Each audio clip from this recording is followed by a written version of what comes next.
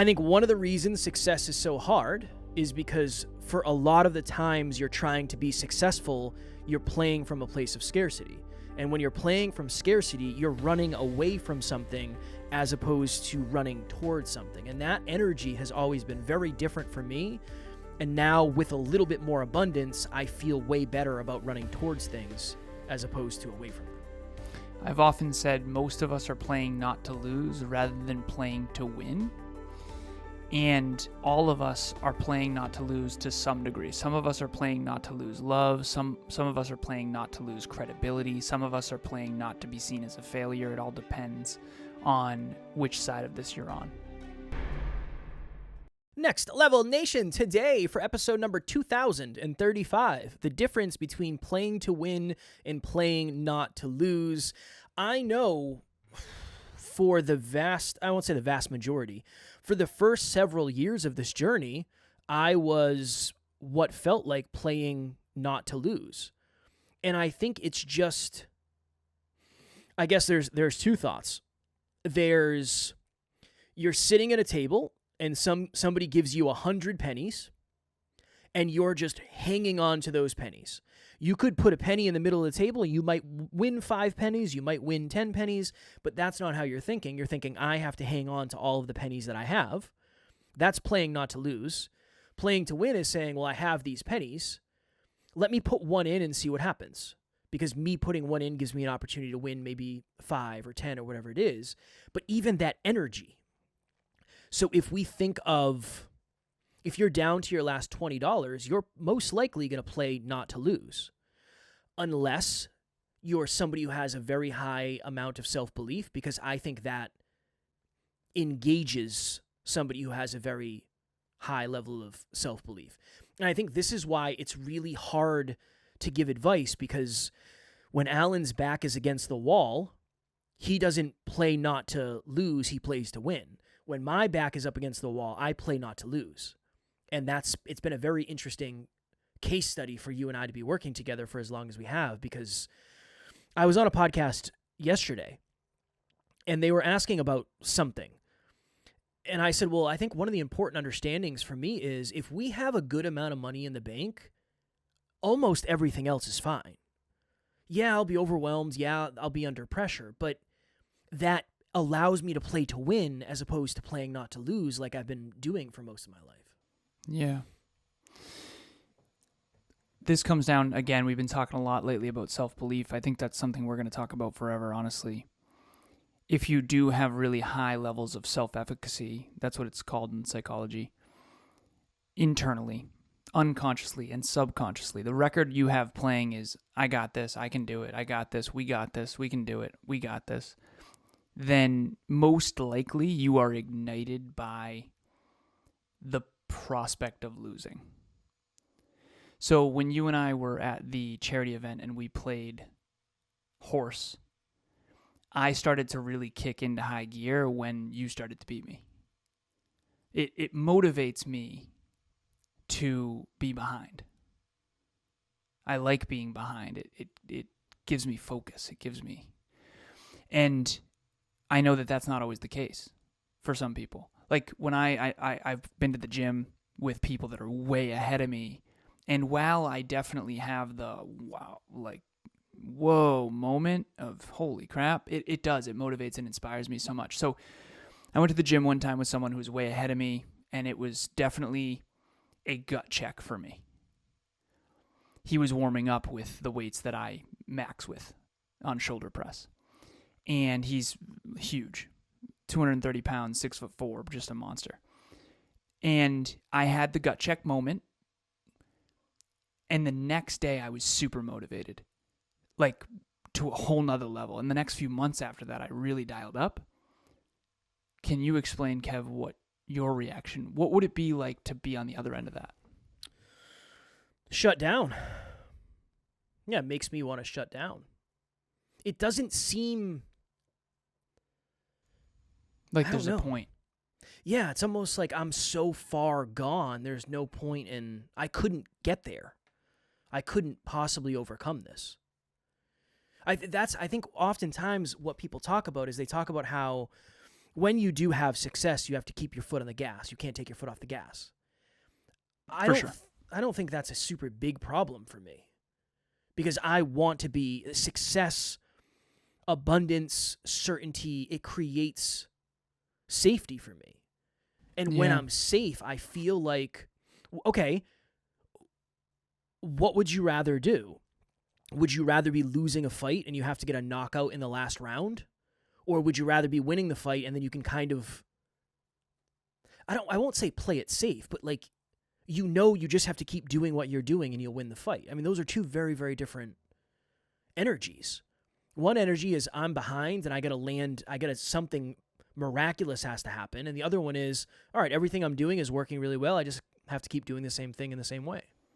Well, I think this is a pendulum. Too little, too much, okay? Too much pressure and you shut down. Too much competition, you shut down. Too much contrast between you and the other person, you shut down. Too little contrast and I'm not ignited. So for you, it motivates you to have someone with you that's ahead of you, but not ahead of you by so much that it shuts you down, type of thing. I would say so, yeah. Because one of the things, excuse me, it's late. I'm so sorry, everybody. My throat's not great right now. And I'll have to keep doing that, unfortunately. Production team, if you can do anything about that, I appreciate it. If you can, I totally understand. One of the things that happens to me, and I'm working really hard on this, but I do get complacent really quickly when we are winning. And you say that that's not a problem for you. No, if anything, I'm willing to take bigger shots, because if I take bigger shots and it doesn't work out, it's like, whatever. If I have enough, it hurts less when I try to get more and I don't get it, but it doesn't make me want less, if that makes sense. Do you ever get complacent or cocky or like,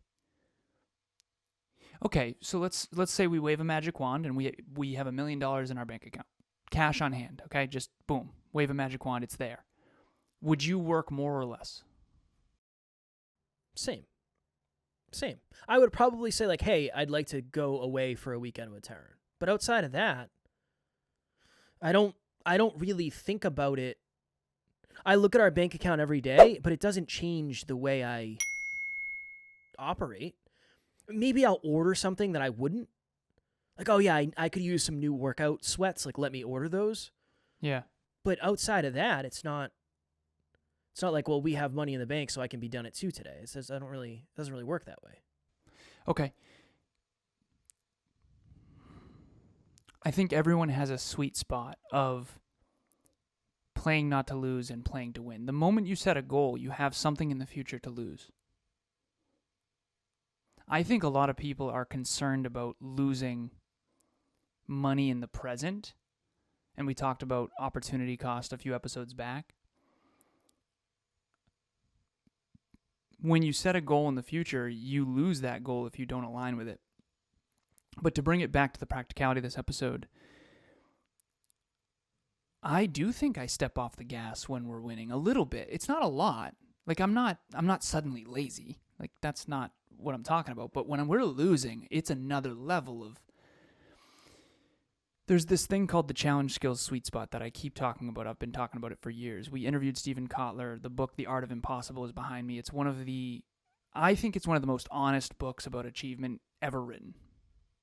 It's very honest. It's very hardcore, but he essentially says, I've written 12 books. 2 of them are in a drawer. 10 of them are published, and never once did I do a book project, finish a book, publish a book, finish writing a manuscript of a book without at one point being in the middle of the floor, completely ungluing, punching the floor, and like screaming at the ceiling type of thing. And again, I'm paraphrasing. I think that's very honest. I think that's an honest book. I mean, when you have a lot to do and very little time to do it, if we're all playing not to lose and playing to win, you only have a limited amount of time. You have a limited amount of effort. It's too much pressure sometimes. But too little pressure isn't good either. That is the point. The challenge skills sweet spot in The Art of Impossible, he talks about it. It changes for each person. And he said this to us in the interview, and I do agree with him. He said some people need 40% outside their comfort zone to be ignited, to be fully ignited. Some people only need 4% or 3%. And he said to us, and this is his words, not mine, he said, Alan is a 40% person. He needs to be 40% outside his comfort zone to be fully focused and ignited and to get into flow. This is called what's known as flow triggers, aka anyone out there watching or listening, think about the last time you were in the zone and you were just dialed in. Emilia and I, we started a new morning routine. I had a 10:30 a.m. call today, and we went to bed, I think, around like 9:30, 10-ish, and we slept long. She got a 95 sleep score. I got a 93, so we slept really well. I got up early. I did my morning routine, boom, boom, boom, and then we have this thing we call SEAL Team, where it means, listen, game time. Like, don't talk. I need you to be effective right now. So I woke her up and I said, SEAL Team, we're either not going to go to the gym today or we're going to go to the gym. And I was in the shower rinsing off not 10 minutes before my first coaching session. And that sucks. I hate that. It genuinely blows. Like, the quality of life really sucks when you don't plan ahead. Everyone knows that. You know what it's like to be late. You know what it's like to be not on point. It's the worst. But it was either that or don't go to the gym. And I did not want to skip. I don't want to skip workouts if we can help it. And last week when we said we were going to do this morning routine with the gym in the morning instead of the evening, we said, listen, this is going to be brutal for the first couple weeks, probably for the whole first month. So we were great, 10 out of 10. But we had to rush in, rush out. You know, obviously it's commute traffic, all this kind of stuff. What's my point? Too much pressure is not good, but too little pressure is not good either. And this all comes down to your own unique sweet spot. Like, I do believe that if you had $1 million in the bank, it would change a little. Maybe not a lot, maybe not as much as me. But in order for me to be focused at level 10 and ignited at level 10 and dialed in at level 10, SEAL Team, so to speak, I have to be under some level of pressure. And when I'm not under any pressure, I don't feel like I'm growing, I don't feel focused, and I don't get into flow as much. Now, there's also us trying to record an episode in 15 minutes when we only have 17, and I don't get into flow because it's too much pressure. So it really depends. And so Stephen Kotler said that I need 40% outside my comfort zone in order to stay in flow. Kev needs 4% or 3%. I forget the exact number, but for anyone out there watching or listening, rather than us talking about us for this episode, the point of it, figure out which end you're on. Do you get complacent when you're winning like I do? Or do you actually get more abundant and more aspirational and more goal-oriented when you have abundance? Or are you, and the alternative of that, and do you think you're playing more to win or playing more not to lose? And if so, what as well?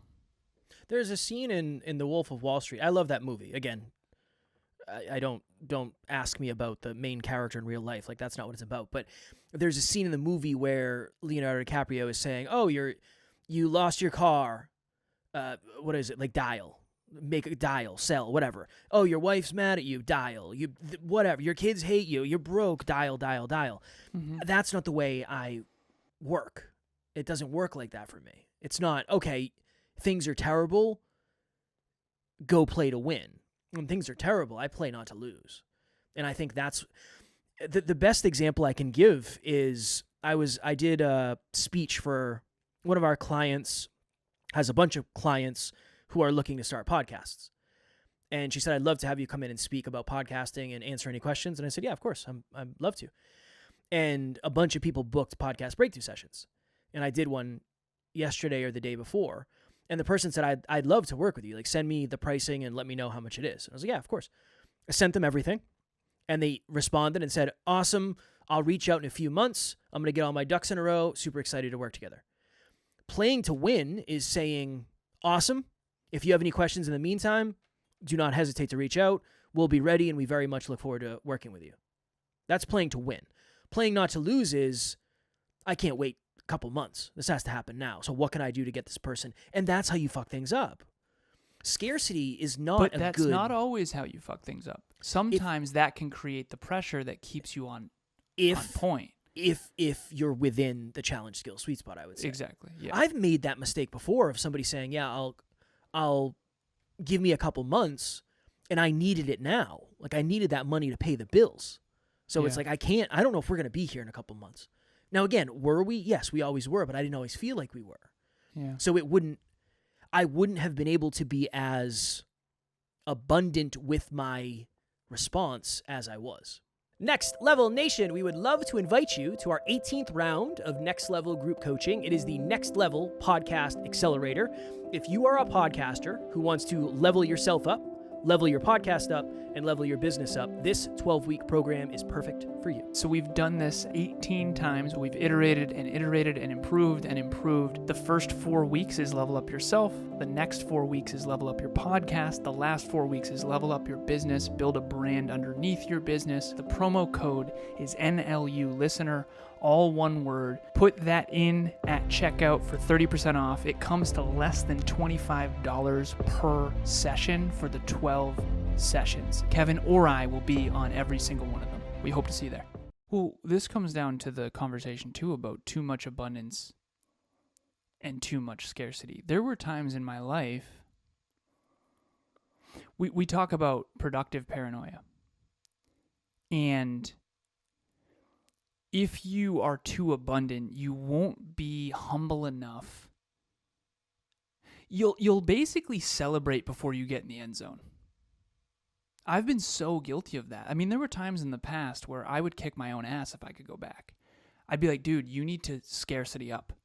Like, you're too abundant. You got to stop listening to these books. Like, you are broke as a joke and you better get it together.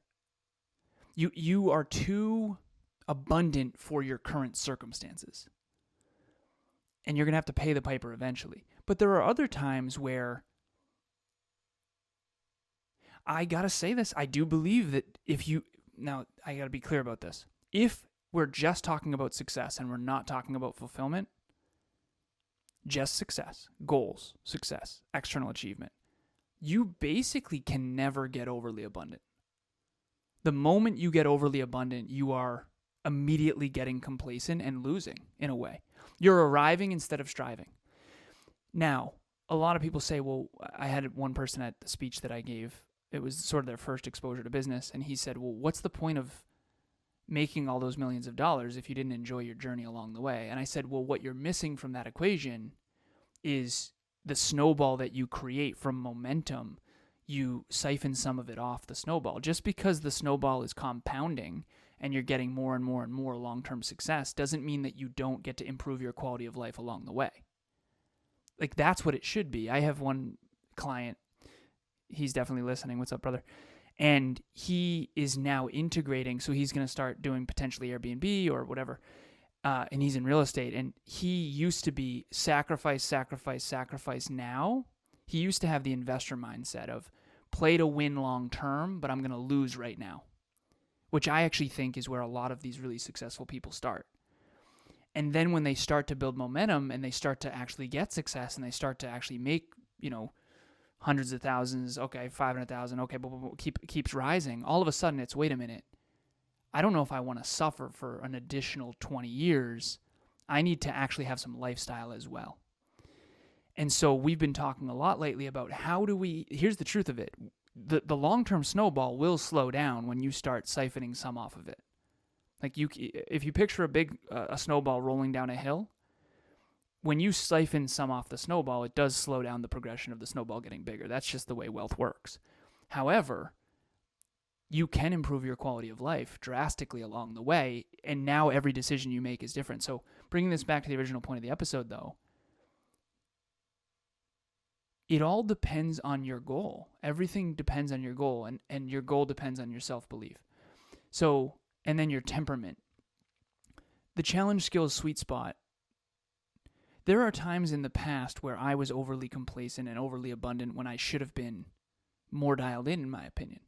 There are other times when we were doing really well and I was still working, 12 hours every weekend with an empty parking lot outside the studio while everyone else had fun and enjoyed their summer. It depends on your level of goal. Everything does. My goals actually require that. And I want to be more honest with everybody about that. Like,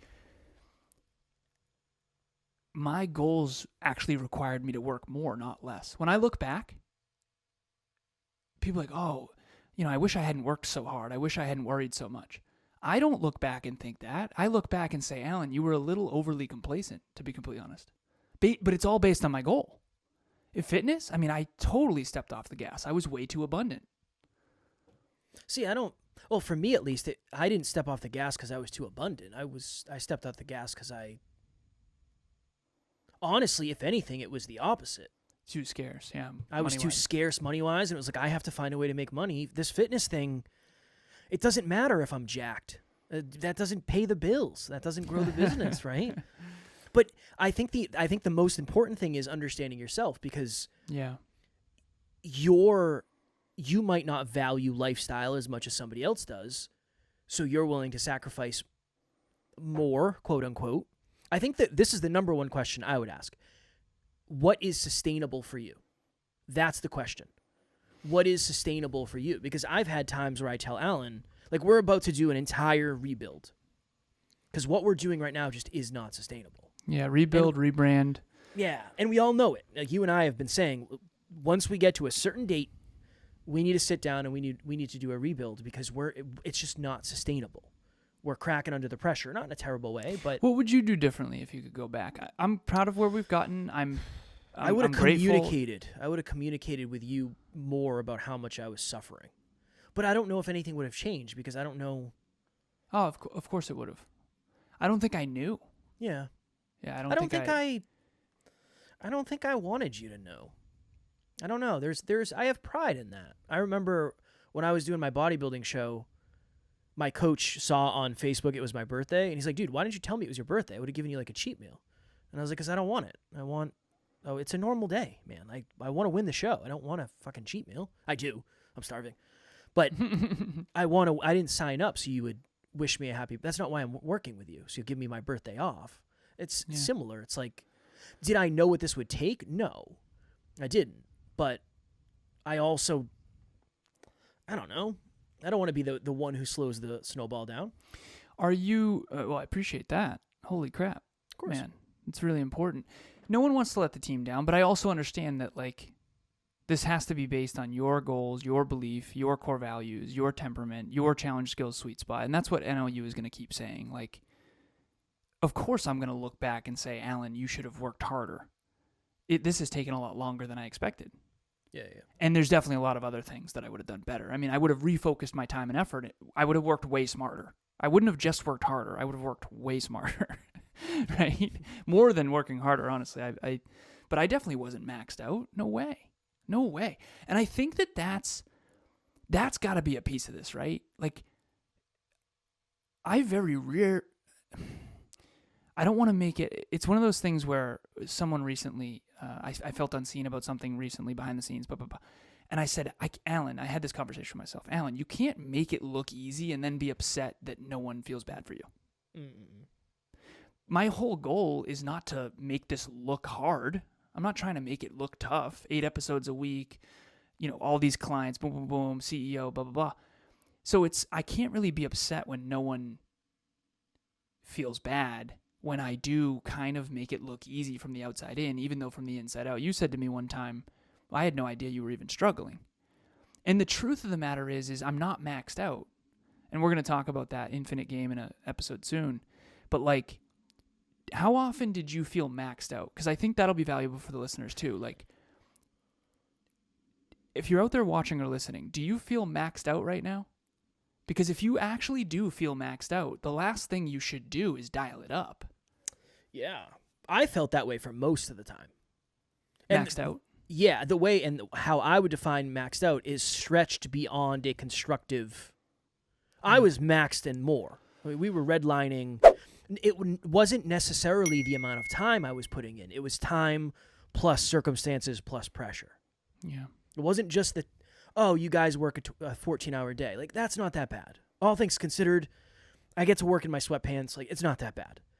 I'm not out here swinging a hammer, working in a hot attic or whatever. What were you playing not to lose? Because you were playing not to lose credibility from me. You were playing not to lose in terms of business.